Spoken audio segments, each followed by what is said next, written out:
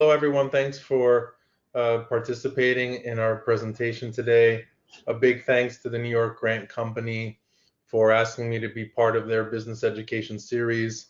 And what New York Grant Company does really is in line with what we do at SMA, which is mostly focusing on what I call outside-in immigration, so helping people with ideas, investment capital, or existing businesses to launch operations here as a platform for whatever dream they have here to do business in the US.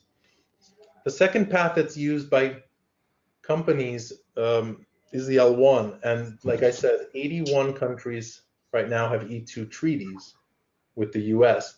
For example, and most prominently, the BRICS countries, Brazil, Russia, India, Indonesia, China, and South Africa, don't have treaties. And so that means that unless individuals from those countries have dual citizenship, where they have passports from one of the member countries, they are forced, in this case, to leverage the companies that already exist, that they work for, that they own overseas. There's no country limitation on the L1 Intracompany Transfer Visa.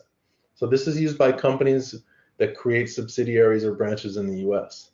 The foundation requires existence of a foreign company and a directly related entity. So it can't be a loosely fitting relationship or some sort of distributorship agreement or something that's just a business agreement. It has to be a legal link.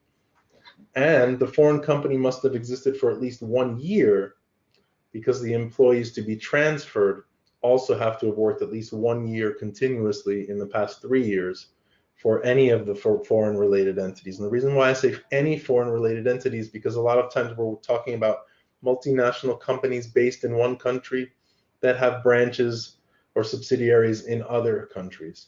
And so if you work for any of those directly related entities, you could be transferred to the US, even if you don't work for the parent company. In terms of the suspension and maintaining L status, the foreign entity must always continue to function. So when you go for your renewals or a green card based on the same category, you have to show that the foreign entity is continuing to do business. That means you can't set up a foreign company to then transfer someone to the US subsidiary for the purpose of then having them stay in the US and closing the US entity. You can't create or use a shell company overseas for these purposes. The L1 right now, the way it's being adjudicated is very clearly delineated between L1, manager or executive, and that's L1A, and then L1B, which is called specialized knowledge. And specialized knowledge visas right now, there's a bill in Congress to essentially shut these down, because the current administration is convinced that most people do not have what's called unique and proprietary knowledge that cannot be obtained through training in the United States. And so that's a category that we try to stay away from unless it's absolutely necessary. And L1A, you have to now be clearly executive or manager in terms of the duties, not the title, but the duties that are presented. You can't do mixing and matching. When I started practicing 15 years ago, we did multinational executive/managers. And that made it possible for smaller companies to create subsidiaries and transfer personnel. Now this has become much more of a higher level, medium to large multinational kind of visa, where you need a hierarchy, especially if you're an executive. You need to show there are managers below you and then subordinate staff under the managers. And that's obviously not easy for people to do, or for companies to do, without a lot of revenue. So in terms of preliminary steps, they're pretty much the same.